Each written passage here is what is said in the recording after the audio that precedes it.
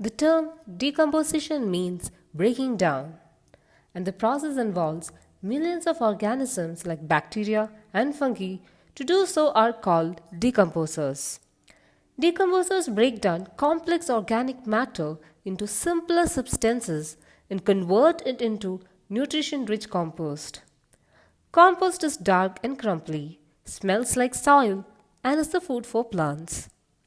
Compost has many benefits like it helps control soil erosion, reduces water demand for plants, improves vitamin and mineral content in food, and also balances the pH of the soil. In this kit, students will first build their own microcomposter with the help of three different operating units, which will shift in position depending upon the contents in the unit. Activity 2 is to make a mini foiler spray. It is a technique in which we can directly supply nutrition to the plants through the stomata on the leaf. Students create this by using final compost, Epsom salt, and milk powder, which is later sprayed over and under the leaf.